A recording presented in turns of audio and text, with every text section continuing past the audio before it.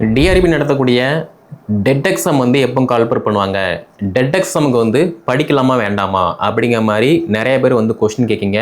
UG TRP வந்து contact பண்ணாங்க. அதாவது செகண்டரி கிரேட் டீச்சர்ஸ் தென் யூஜி டிஆர்பி இந்த ரெண்டுக்குமே வந்து என்ன டிஃப்ரெண்ட் அப்படின்னா, நீங்கள் டெட் எக்ஸாம் பேப்பர் 1 பேப்பர் 2 இந்த ரெண்டு இதுவுமே கிளியர் பண்ணி வச்சுருந்தீங்க அப்படின்னா, டெட் எக்ஸாம் பேப்பர் 1 பேப்பர் 2 இதுக்கான குவாலிஃபிகேஷன் என்ன, பேப்பர் 1 பொறுத்த மட்டும் நீங்கள் 12th முடிச்சு டிடெக் அதாவது டிப்ளமோ டீச்சர் எஜுகேஷன் முடிச்சிருந்தீங்க அப்படின்னா பேப்பர் 1க்கு வந்து எலிஜிபிள். ஒரு டிகிரி ப்ளஸ் பிஎட் நீங்கள் முடிச்சிருந்தீங்க அப்படின்னா இந்த பிளாக் எஜுகேஷன் ஆஃபீஸர் எக்ஸாமுக்கு நீங்கள் தகுதி உடையவர். ப்ரீவியஸ் இயரில் அதுக்கு முந்தின வருஷம் வந்து நம்மக்கிட்ட படித்து நிறைய ஸ்டாஃப் வந்து இப்போ பிஓவாக ஒர்க் பண்ணிட்டு இருக்காங்க. அப்போது பிஓ எக்ஸாம் எழுதுனீங்க அப்படின்னா ஒரே ஒரு எக்ஸாம் தான் எழுத போகிறீங்க, நல்ல மார்க் ஸ்கோர் பண்ண போகிறீங்க, ஒரு கவர்மெண்ட் எஜுகேஷன் ஆஃபீஸில் ஒரு பிஓவாக நீங்கள் பதவியில் அமர போகிறீங்க.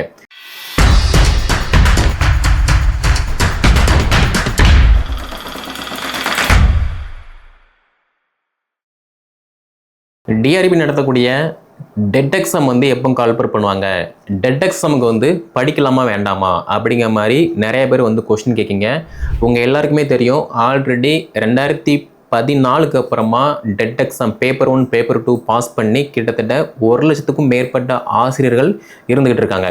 அதே மாதிரி இப்போ ரீசெண்டாக வந்து யூஜி டிஆர்பி வந்து கான்டாக்ட் பண்ணாங்க. அதாவது செகண்டரி கிரேட் டீச்சர்ஸ் தென் யூஜி டிஆர்பி இந்த ரெண்டுக்குமே வந்து என்ன டிஃப்ரெண்ட் அப்படின்னா, நீங்கள் டெட் எக்ஸாம் பேப்பர் 1 பேப்பர் 2 இந்த ரெண்டு இதுவுமே கிளியர் பண்ணி வச்சுருந்தீங்க அப்படின்னா, நீங்கள் பேப்பர் 1 கிளியர் பண்ணுறீங்க அப்படின்னா நியமன தேர்வு செகண்டரி கிரேட் டீச்சர் அந்த எக்ஸாம் அப்ளை பண்ணுற மாதிரி இருக்கும், அட்டன் பண்ணுற மாதிரி இருக்கும். அதில் நீங்கள் பாஸ் பண்ணால் தான் போஸ்டிங். ஆனால் இப்போது அந்த எக்ஸாமுக்கு வந்து எக்ஸாம் முடிஞ்சு பட் ஆன்சருக்கு வந்து இப்போ பப்ளிஷ் பண்ணலை, கோர்ட்டில் கேஸ் போயிட்டு இருக்கு. அதே மாதிரி பேப்பர் 2 நீங்கள் கிளியர் பண்ணியிருந்தீங்க அப்படின்னா நியமன தேர்வு பிடி அசிஸ்டன்ட் யூஜி டிஆர்பி எக்ஸாம் வந்து அட்டன் பண்ணி அதை நீங்கள் பாஸ் பண்ணால் தான் அப்பாயின்மெண்ட்டு. அதுக்குமே வந்து எக்ஸாம் முடிஞ்சு சர்டிஃபிகேட் வெரிஃபிகேஷன் எல்லாமே முடிஞ்சு அப்பாயின்மெண்ட் ஆர்டர் இப்போ வரைக்குமே வந்து கொடுக்கல. ஓகே, ஸோ இதுக்கான குவாலிஃபிகேஷன் என்ன அப்படிங்கிற மாதிரி ஸ்டெப் பை ஸ்டெப்பாக பார்க்க போகிறோம். ஸோ யூஜி ப்ளஸ் பிஎட் படிச்சிருந்தீங்க அப்படின்னா நீங்கள் என்ன எக்ஸாம் அப்ளை பண்ணலாம், அதே மாதிரி நான் பிஜி ப்ளஸ் பிஎட் படிச்சிருக்கேன் அப்படின்னா என்ன எக்ஸாம் வந்து அப்ளை பண்ணலாம் அப்படிங்கிற மாதிரி டீட்டெயிலாக இந்த வீடியோ தொகுப்பில் பார்க்க போகிறோம். So first dead exam paper 1 paper 2 இதுக்கான குவாலிஃபிகேஷன் என்ன, பேப்பர் 1 பொறுத்த மட்டும் நீங்கள் 12th முடிச்சு டிடெக் அதாவது டிப்ளமோ டீச்சர் எஜுகேஷன் முடிச்சிருந்தீங்க அப்படின்னா பேப்பர் 1க்கு வந்து எலிஜிபிள்.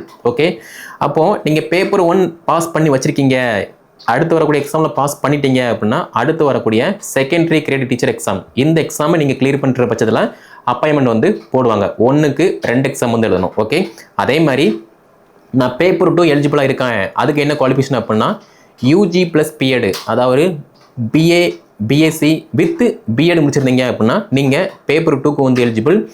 பேப்பர் 2 பொறுத்த மட்டும் நீங்கள் பாஸ் பண்ணி உங்ககிட்ட அந்த தகுதி சர்டிஃபிகேட் இருக்குது அப்படின்னா அடுத்து வரக்கூடிய யூஜி டிஆர்பி வந்து அட்டன் பண்ணி அந்த எக்ஸாம் பாஸ் பண்ணிட்டீங்க அப்படின்னா நீங்கள் ஸ்கூலில் ஒர்க் பண்ணுற மாதிரி இருக்கும். ஓகேவா, ஸோ பேப்பர் 1 பேப்பர் 2 ரெண்டுமே வந்து இப்போ ஒரு ஐடியா கிடச்சிருக்குன்னு நினைக்கிறேன். நீங்கள் பேப்பர் 1 தகுதி தேர்வு எழுதணும், அதுக்கப்புறமா நியமன தேர்வு எழுதணும். நியமன தேர்வில் நீங்கள் நல்ல மார்க் ஸ்கோர் பண்ணி நீங்கள் செலக்ட் ஆகிட்டீங்க அப்படின்னா அடுத்து உங்களுக்கு பேப்பர் 1 பொறுத்த மட்டும் நீங்கள் 1 to 5 வரைக்குமே வந்து ஸ்கூலில் ஒர்க் பண்ணுவீங்க.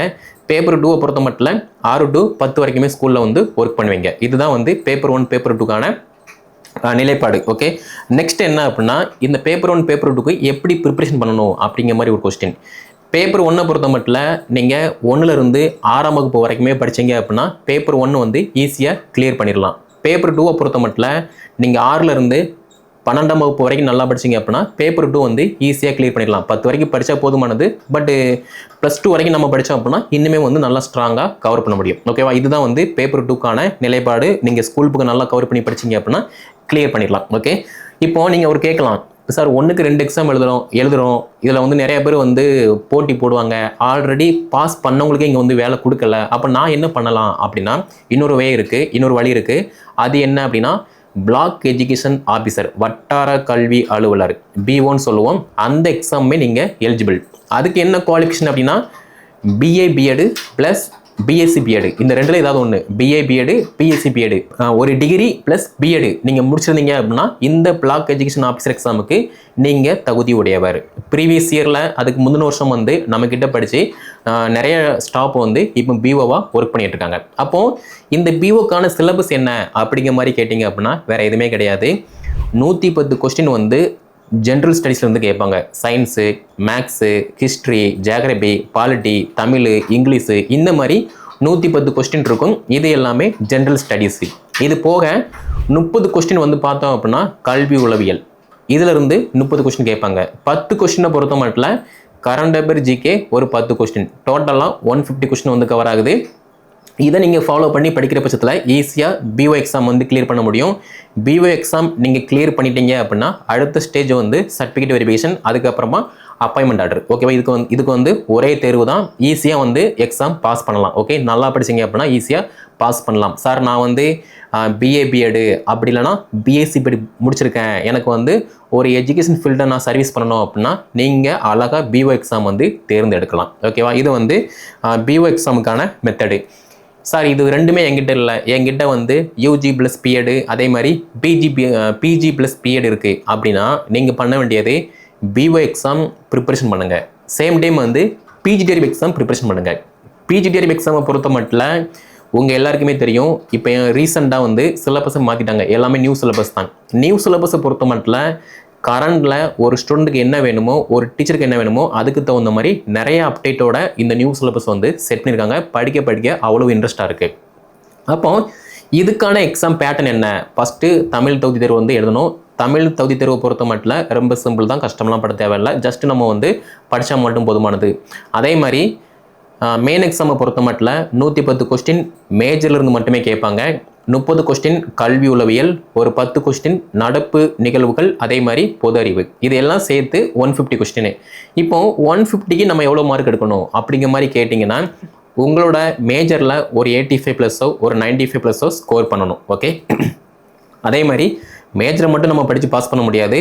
மேஜரில் ஒரு 85ஓ 95ஓ ஸ்கோர் பண்ணிடலாம். ஆனால் கல்வி உளவியல், கரண்ட் அஃபேர் ஜிகே இதில் 40 கொஸ்டினுக்கு ஒரு 35ஓ ஒரு 30ஓ போட்டோம் அப்படின்னா நம்மளுடைய வெற்றி வந்து நிலைநாட்டப்படுது. ஒரு கவர்மெண்ட் ஸ்கூலில் +1 +2க்கு டீச்சராக நம்ம அப்பாயின்மெண்ட் ஆகிடலாம். ஓகே, எக்ஸாம் எழுத போகிறீங்க, எக்ஸாம் பாஸ் பண்ண போகிறீங்க, சர்டிஃபிகேட் வெரிஃபிகேஷன் போக போகிறீங்க, அதுக்கப்புறமா இங்கே கட் ஆஃபில் வர போகிறீங்க, அப்பாயின்மெண்ட் ஆர்டர் வாங்க போகிறீங்க. இதுதான் வந்து டிஆர்பி நடத்தக்கூடிய 3 எக்ஸாமுக்கான பேட்டர்ன். இப்போ நீங்கள் திங்க் பண்ணுங்கள், டெட் எக்ஸாம் எழுத போகிறீங்களா, பிஓ எக்ஸாம் எழுத போகிறீங்களா, பிஜிடிஆர்பி எக்ஸாம் எழுத போகிறீங்களா? நீங்கள் டெட் எக்ஸாம் எழுதுனீங்க அப்படின்னா 1க்கு 2 எக்ஸாம் எழுதணும். பிஓ எக்ஸாம் எழுதுனீங்க அப்படின்னா ஒரே ஒரு எக்ஸாம் தான் எழுத போகிறீங்க, நல்ல மார்க் ஸ்கோர் பண்ண போகிறீங்க, ஒரு கவர்மெண்ட் எஜுகேஷன் ஆஃபீஸில் ஒரு பிஓவாக நீங்கள் பதவியில் அமர போகிறீங்க.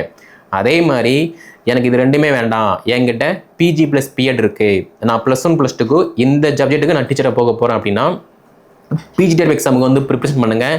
ஒரே ஒரு எக்ஸாம் தான், நல்ல மார்க் ஸ்கோர் பண்ணுங்கள். ஸ்கோர் பண்ணிட்டீங்க அப்படின்னா அடுத்து சர்டிஃபிகேட் வெரிஃபிகேஷன் முடிஞ்சிருச்சு, அந்த கட் ஆஃபில் நீங்கள் வந்துட்டீங்க அப்படின்னா அடுத்து அப்பாயின்மெண்ட். வேறு எந்த விதமான எக்ஸாமும் கிடையாது. ஓகே, இப்போ நீங்கள் திங்க் பண்ணுங்கள், டெட் எக்ஸாம் பேப்பர் 1ஆ பேப்பர் 2ஆ? அப்படி இல்லை அப்படின்னா பிஓ எக்ஸாம், அதுவும் இல்லை பிஜிடிஆர்பி.